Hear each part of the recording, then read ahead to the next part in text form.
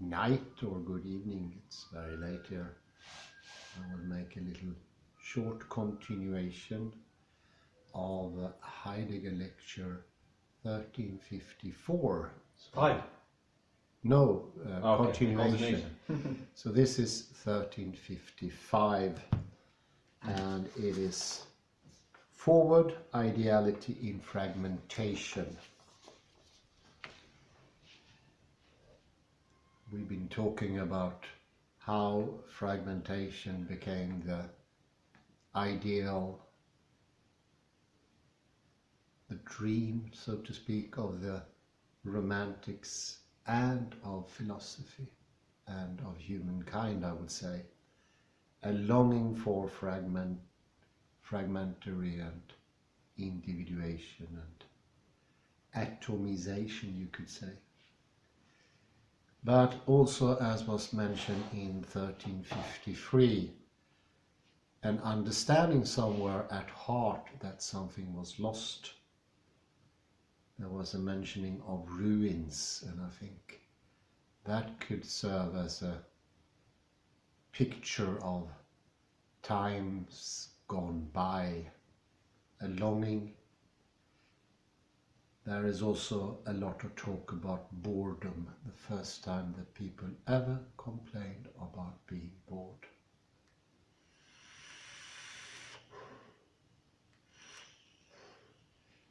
I think that is connected to the Kantian standstill.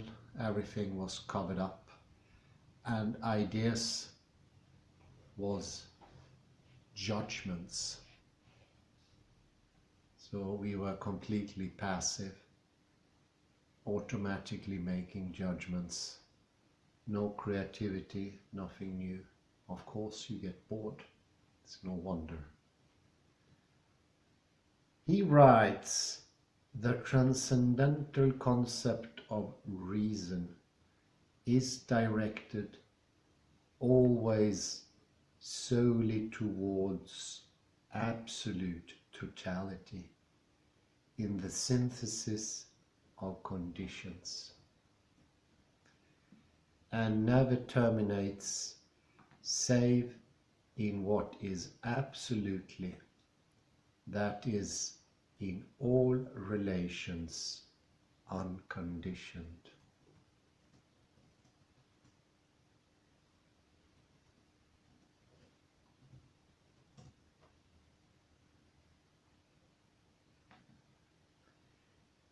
Reason can continuous, occupies itself with prescribing to the understanding its direction towards a certain unity of which it has itself no concept, and in such a manner as to unite all the acts of the understanding in respect of every object into an absolute whole.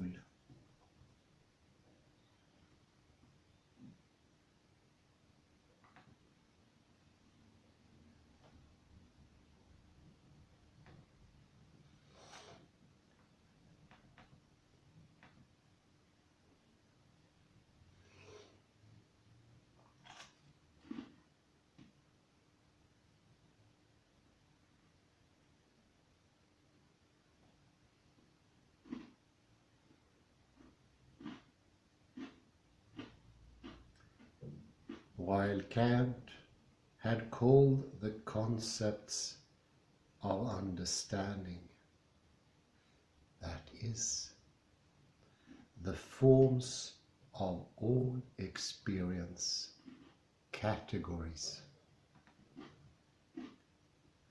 he now names the formal elements involved in all inferring by reason, transcendental ideas.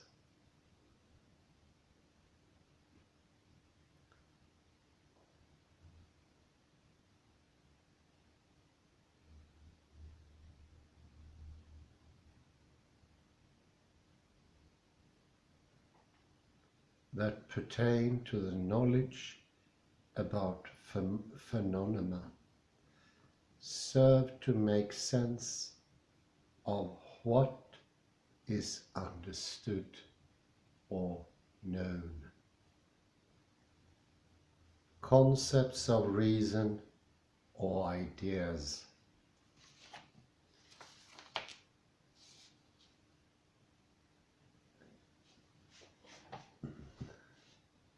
Make it possible to conceive of or comprehend judgments regarding perceptions.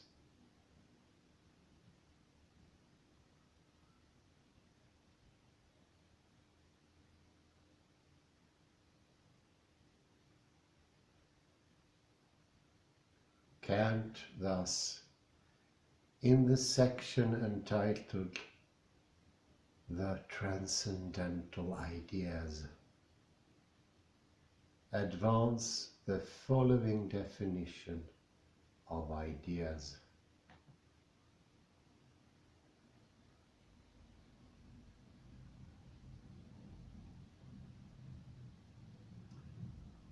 I understand by idea a necessary concept of reason to which no corresponding object can be given in sense experience.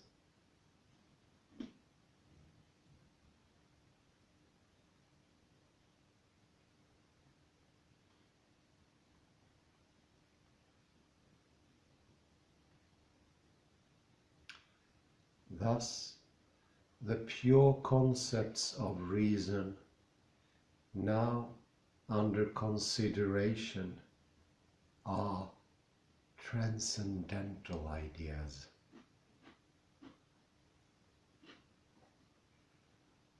They are concepts of pure reason.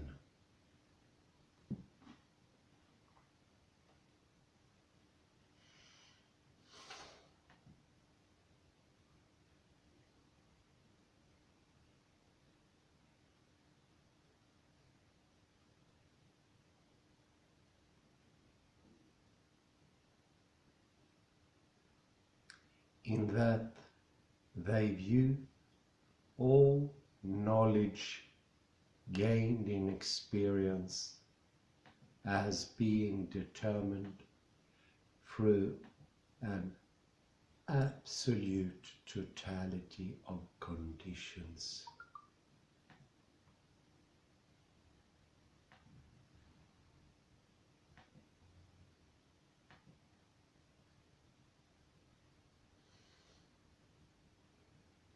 They are not arbitrarily invented.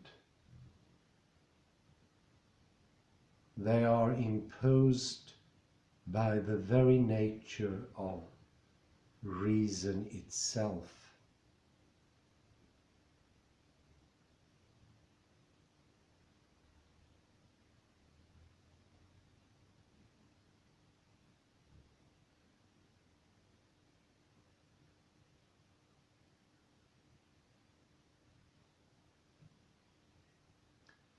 And therefore stand in necessary relation to the whole employment of understanding.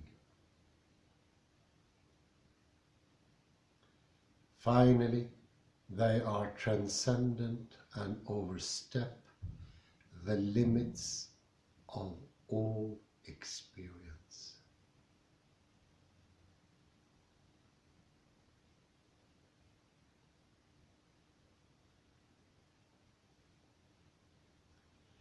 No object adequate to the transcendental idea can ever be found within experience.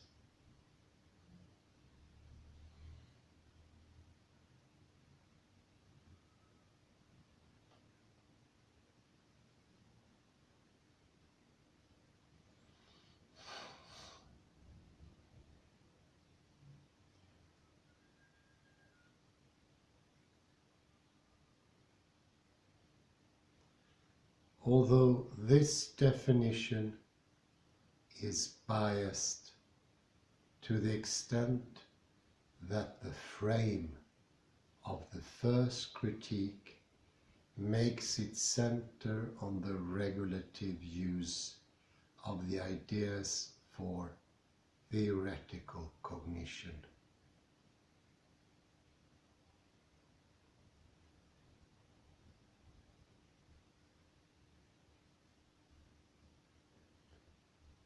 The basic features that inform Kant's elaboration on the same topic in the two other critiques transpire clearly.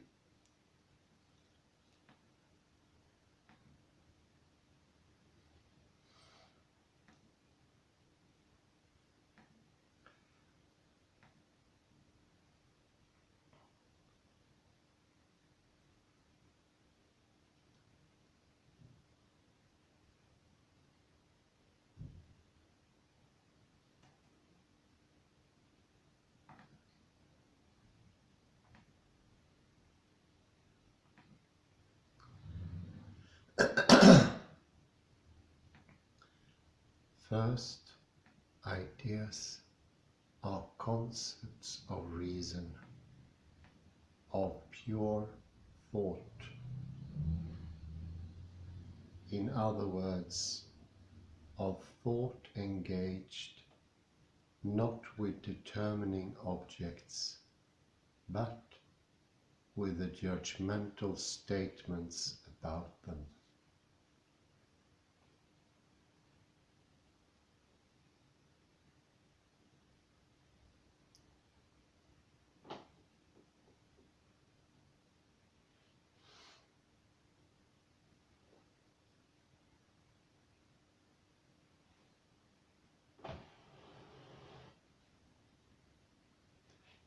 Second, they are necessary concepts in that they have an indispensable function to play in the economy of the faculties of the mind.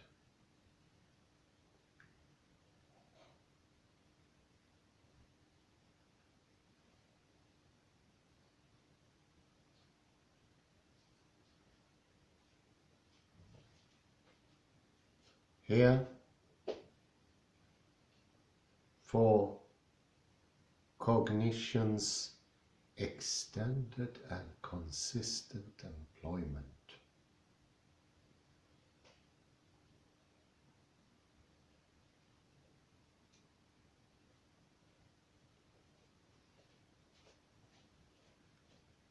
their task is that of extending the unity of understanding.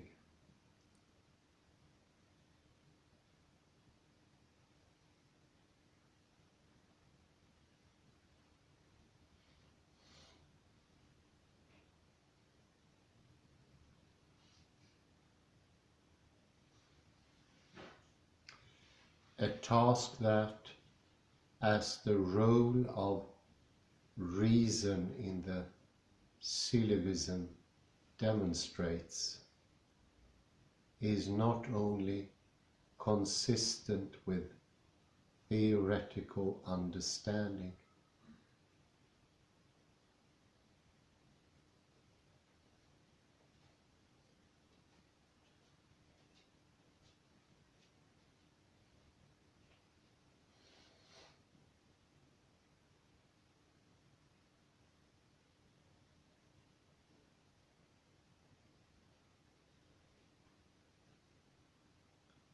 but indispensable to it.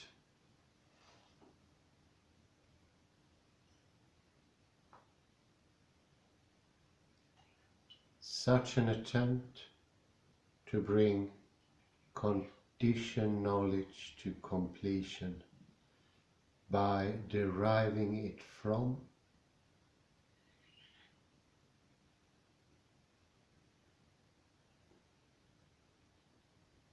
and subsuming it under the ideas is a task required by the very nature of human reason.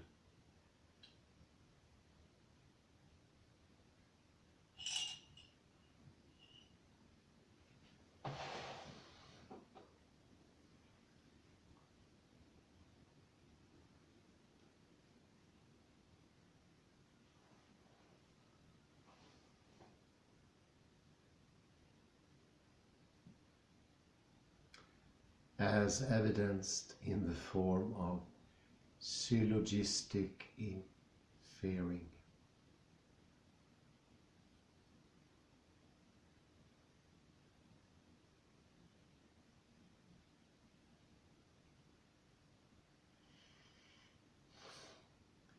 Where such completion is not achieved, and the complete system of causes is not established, reason plunges, as Kant writes,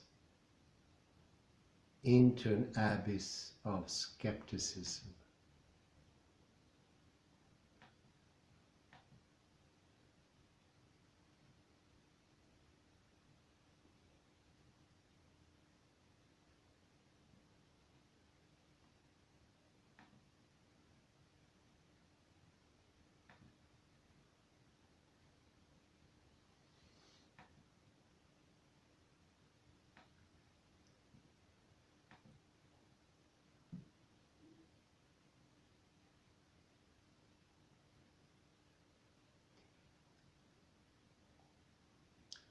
Although the ideas do not help understanding to gain knowledge of objects,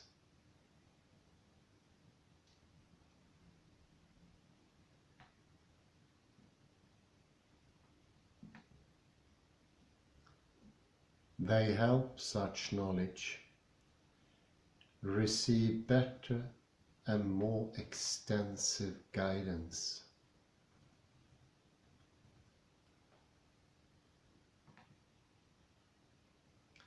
They have, in other words, no constitutive, but only a regulative role to play in the domain of theoretical reason.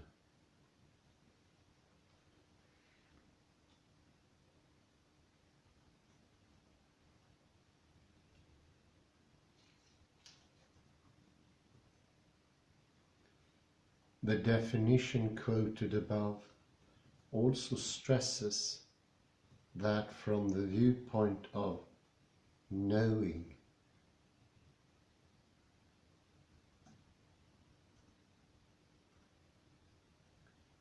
ideas are transcendent.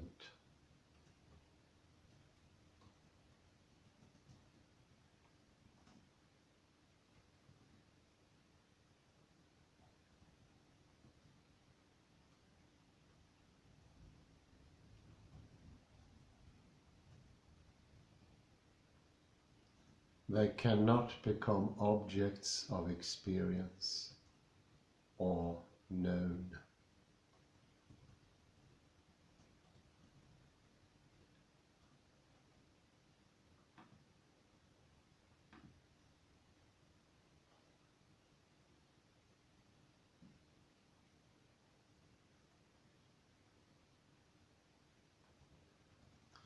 But the fact that they cannot be known in no way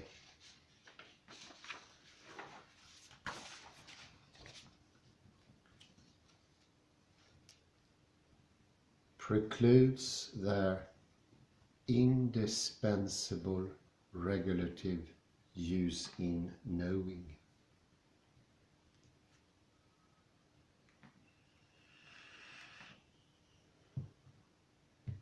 In addition, to resist all cognitive apprehension does not mean to resist thinking.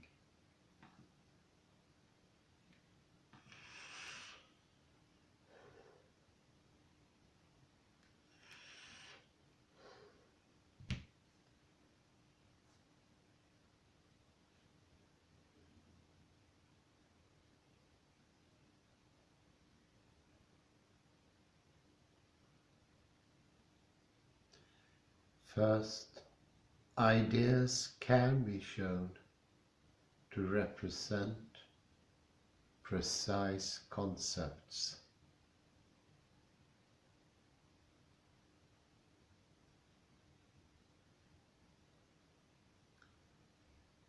And to be limited in number.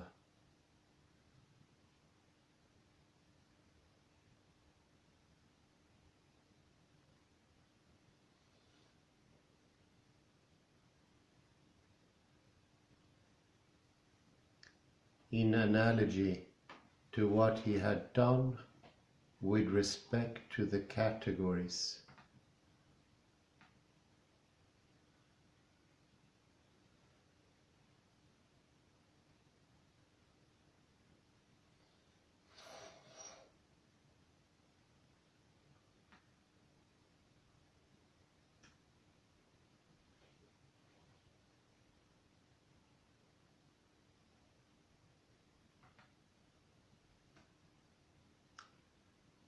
Kant, in the first critique, deduces the ideas from the various logical forms that characterize the formal employment of reason in the judgment about judgments.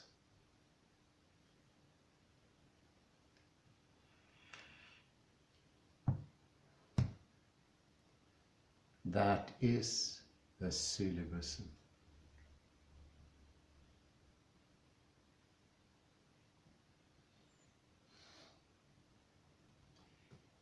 In this analysis of the different forms of inferring, that is, of judging mediately,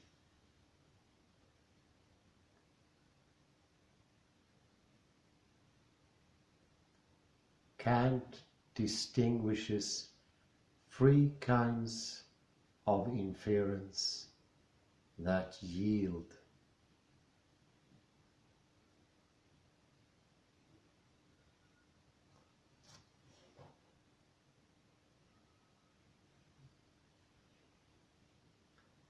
Three and only three classes of principles or transcendental ideas.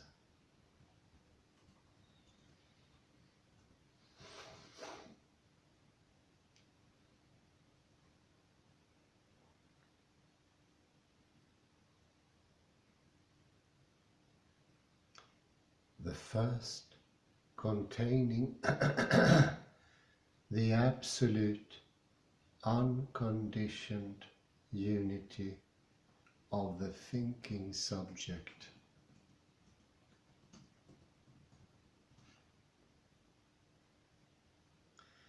The second, the absolute unity of the series of conditions of appearance.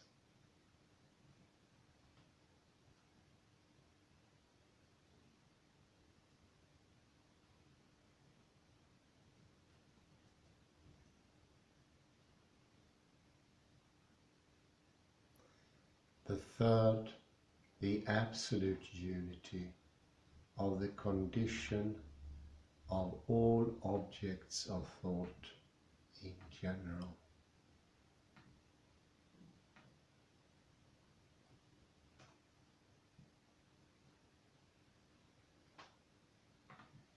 These three classes of ideas exhaust the unconditioned synthetic unity of all conditions in general.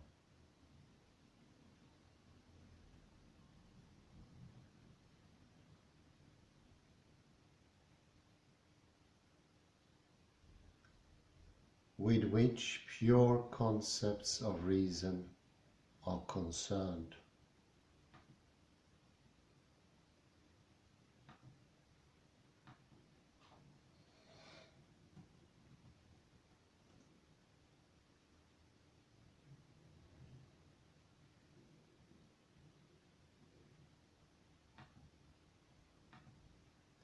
the names under which these three kinds of ideas are usually known are freedom, immortality, and God.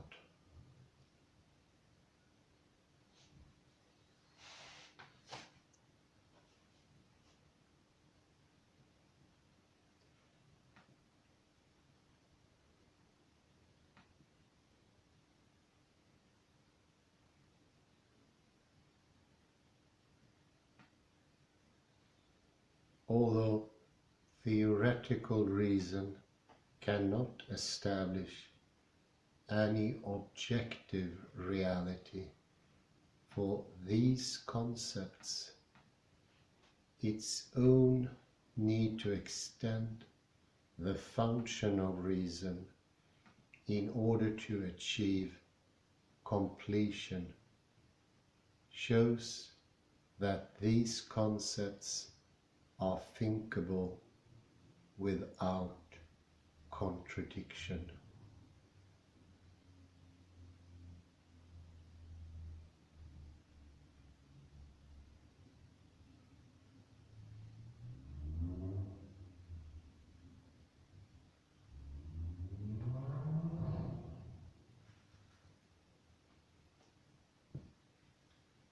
These problematic concepts are necessary hypothetical concepts for theoretical reason.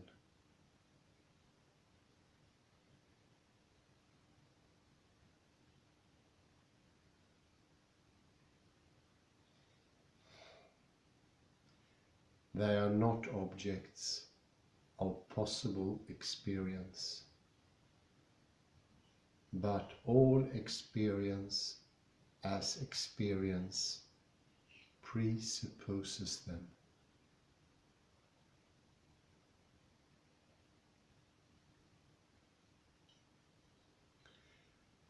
They lie beyond the boundaries of the sensible and constitute the world of the supersensible.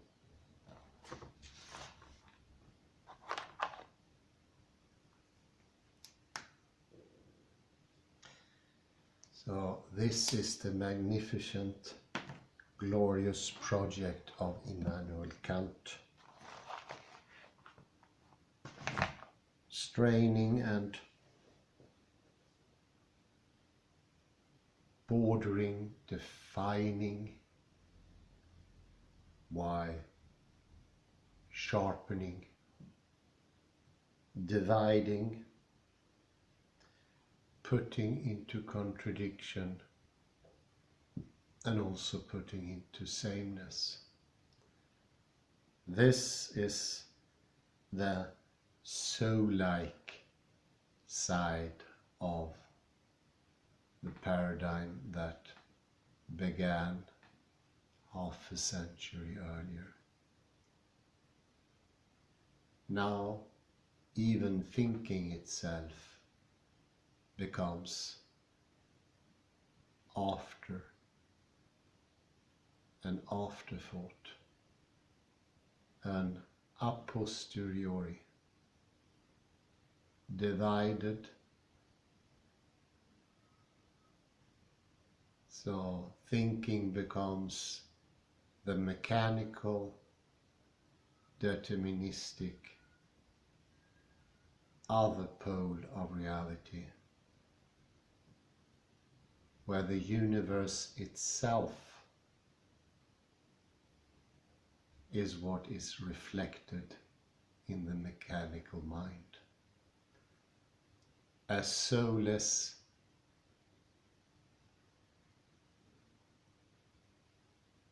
goalless universe going nowhere by itself, and so does the intellect.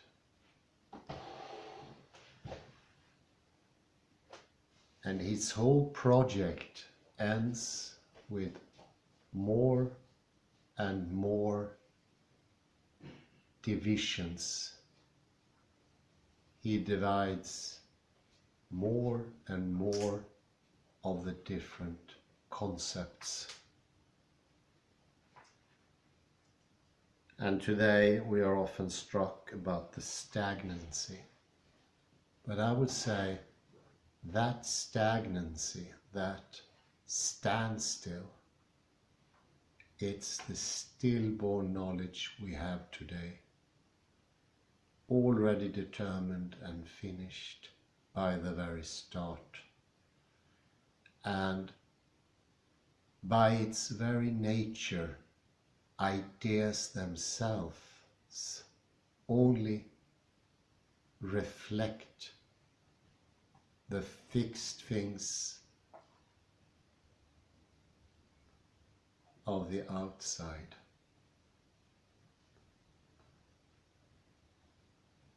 Sometimes when I read Kant, I get the feeling of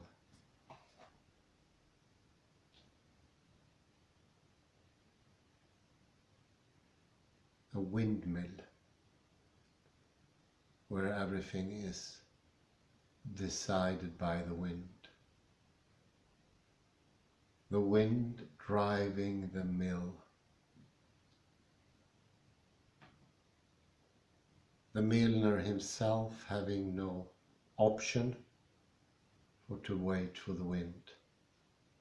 And the flower is like the judgments of Kant.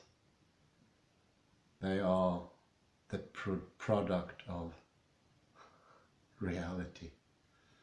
There is no lacking humanity altogether. It is unimaginable that Kant produced his ideas in such a beautiful town as the former capital of Prussia, Königsberg, height of its beauty, filled with canals and bridges which Kant strolled around when he found these ideas. At heart it was a negligence, but they were all part on it, the poets, the authors, the philosophers, the scientists, the statesmen, all participating in a dance, unaware that they were dancing together, thinking that the material they thought to be outside of them was produced by nature itself, when, as a matter of fact, it was their cooperative, collective thinking that made it. The randomness of the result is of course something that can be translated in the minds of the people of the day as of having no goal, because randomness itself neglects direction and goal.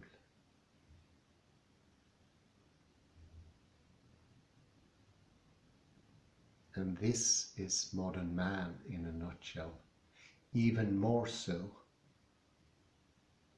And as Edward de Bono pointed out, knowledge itself has become its antipode, its very contradiction. It is the stale thing that is today knowledge, not the new, vibrant, nourishing, but the stale, the deaden, lacking of nutrients and lacking of stamina-giving substances. It's so interesting how Rodolphe Gasché managed to connect it to Schlegel and the others of the time, and especially this amazingly productive area when it comes to literature. Maybe you would like to say something? I think we have to turn the light as well. Yes. Good evening, good evening.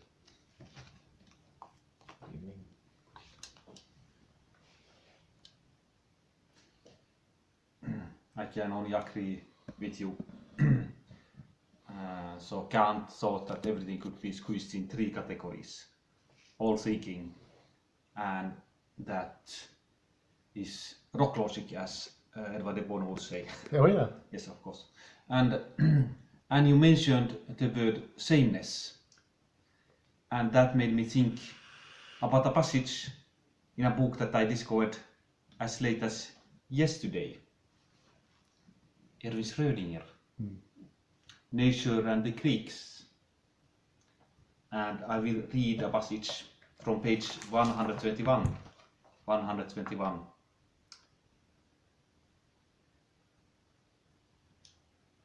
We have yet been compelled to dismiss the idea that such a particle is an individual entity, which in principle retains its sameness forever. Quite the contrary, we are now obliged to assert that the ultimate constituents of matter have no sameness at all. When you observe a particle of a certain type, say an electron, now on here, this is to be regarded in principle as an isolated event. Even if you do observe a similar particle a very short time later at a spot very near to the first, and even if you have every reason to assume a causal connection between the first and the second observation, there is no true unambiguous meaning in the assertion that is the same particle you have observed in the 2 cases.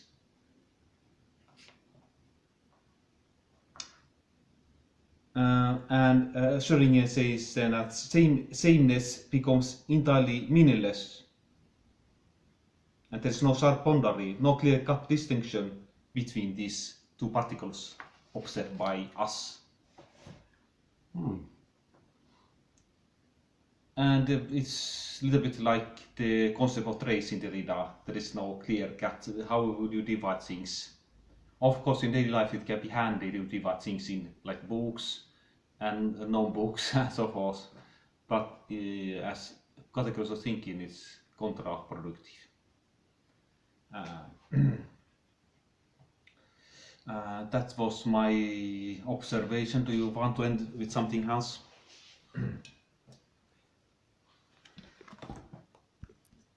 Yes, indeed. Sameness is very important in both Kant and Newton. And sameness is one of those pillars that fell with the quantum revolution. Identity is a paradox in itself in quantum mechanics. It doesn't make any sense. It can be used on a regular basis. I can ask someone, is this one the same? But starting a whole philosophy or science based on sameness is inferring something that becomes absolutely ridiculous. In a big parenthesis, it's way too late to go into that. It is very similar to the overuse of the concept or word meaning you find in dictionary thinking and so like, that every word has a sort of same property that is called meaning. But that's another point. Thank you very much for bearing with us tonight, and have a very pleasant night. Bye bye.